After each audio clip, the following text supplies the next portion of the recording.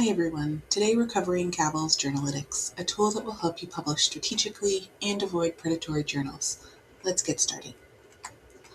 In the next 5 minutes, you'll learn what Cabell's is, how to search for legitimate journals in your field, how to spot predatory publishers, and how to use journal metrics to choose where to submit your work.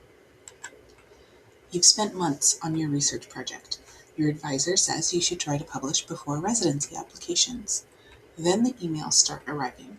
Journals you've never heard of inviting you to submit your manuscript for a small processing fee. How do you know which journals are legitimate? Which ones will actually help your career versus damage it? This is where medical students need Cabells. So what exactly is a predatory journal? It's a fake or low-quality publication that charges author fees but provides little to no legitimate peer review. They exist to make money, not advance science. Warning signs include unsolicited email invitations, guaranteed acceptance, hidden fees, and vague descriptions of their review process. Here's the critical part. Publishing in one of these journals can actually harm your residency application because program directors recognize them as red flags. Cabells helps you avoid this trap. Before we jump into the demo, let's clarify what Cabells actually is. Unlike PubMed or Embase, where you search for articles to read, Cabells is a journal directory where you evaluate the journals themselves. Think of it as Yelp for academic publishing. It won't help you find a specific study on diabetes. It helps you find legitimate journals where you could publish your own diabetes research. Cabells maintains both a verified journal list with over 14,000 vetted publications and a predatory reports database to help you avoid problematic publishers. It shows you acceptance rates, review times, fees, and even manuscript guidelines. Now let's see how to use it. First, we're going to access Cabells through our library's database list, clicking on C for Cabell's Scholarly Publishing.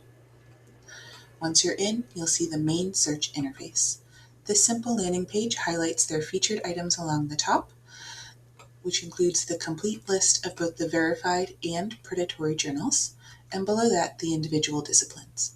As medical students, I would say you're typically going to be searching in one of two categories: biological sciences, that's for bench research, clinical research, or basic science work, or health administration for health policy, hospital management, or public health topics. Pick the one that matches your research area best. Probably not both at once, as you want to try to narrow your results, not expand them too much. So for this example, let's say I'm researching health policy, so I'm going to select health administration.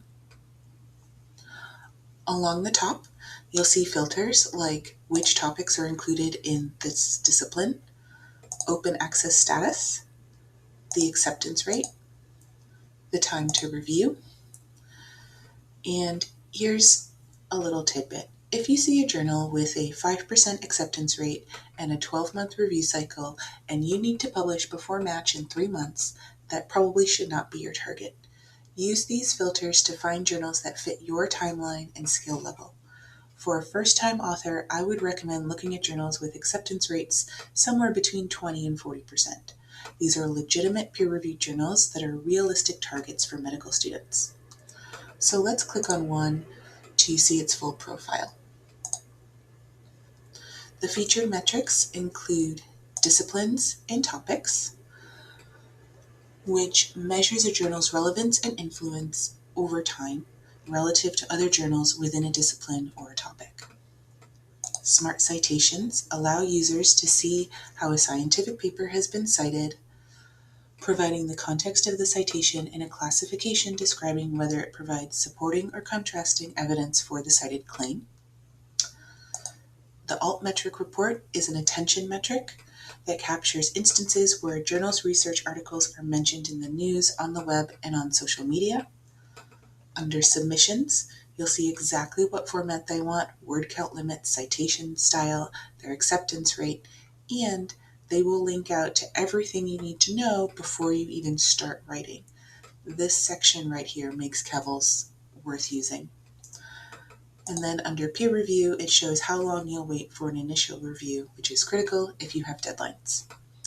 Now, Here's one of the more important features. If we come back to the landing page, we can look at the list of predatory reports. If you get one of those invitation emails that I mentioned earlier, for instance, something like this, you can copy and paste the journal's name into the search bar and see if it shows up here. If it does, don't submit your work. Cabells will list specifically what their violations are, things like no transparent peer review, deceptive fee structure, or false claims about indexing. And if you see red flags here, walk away. Publishing in a predatory journal is often worse for your CV than not publishing at all. So here's your action plan. Before you submit any manuscript, run the journal through Cabells, filter by your discipline, check acceptance rates and review times, and always verify the journal isn't on the predatory reports list. And that is Cabells. I hope that was helpful and that you can now see how taking 10 minutes to vet a journal now can protect your career later. Good luck with your publishing. If you have any questions, please don't hesitate to reach out to either of the medical librarians at the Health Sciences Library. We are always happy to help.